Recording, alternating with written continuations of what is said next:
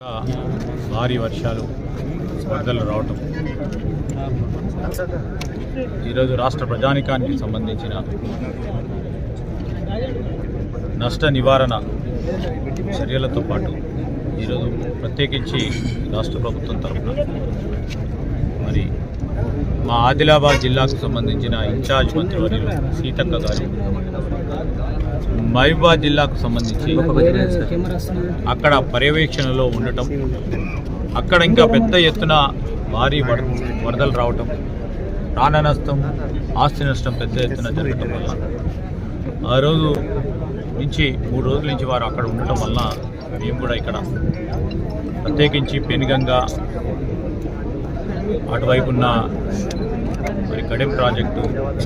నిర్మల్కు సంబంధించిన స్వర్ణ ప్రాజెక్టుకు సంబంధించిన నీటి ప్రవాహం, అదేవిధంగా దీనివల్ల నష్టపోకుండా ఉండటానికి ముందస్తు జాగ్రత్తలు తీసుకోవాలని, ప్రభుత్వ యంత్రాంగం కూడా అప్రమత్తంగా ఉండాలని అందరూ అధికారులు కూడా ఈరోజు ఫీల్డ్ లెవెల్లో ఉండి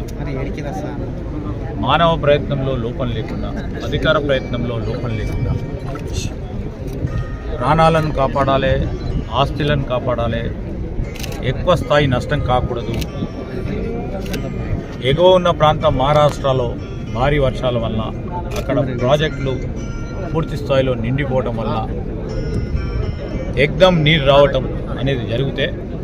ఎక్కువ స్థాయిలో నష్టపోకూడదని ముందస్తు జాగ్రత్తలు చేపట్టాలని, అదేవిధంగా ఇప్పుడే గౌరవ శాసనసభ్యులు శంకర్ గారు చెప్పిన అంశాలను కూడా ప్రభుత్వం దృష్టిలో పెట్టుకుని ఈరోజు మేము చెప్తా ఉన్నాం. వర్షాలు పడుతూ ఉన్నాయి, పూర్తి స్థాయిలో వర్షాలు తగ్గుముఖం పట్టిన తర్వాత ప్రాథమిక అంచనా ఇప్పటికే మా అధికారులు వేస్తూ ఉన్నారు. వ్యవసాయానికి సంబంధించిన భూములు, అదేవిధంగా ఎక్కడ ఏ విధంగా నష్టం జరిగిందని ప్రాథమిక అంచనాలతో పాటు మరి పూర్తి స్థాయి అంచనాలను వేయడానికి ప్రభుత్వ యంత్రాంగం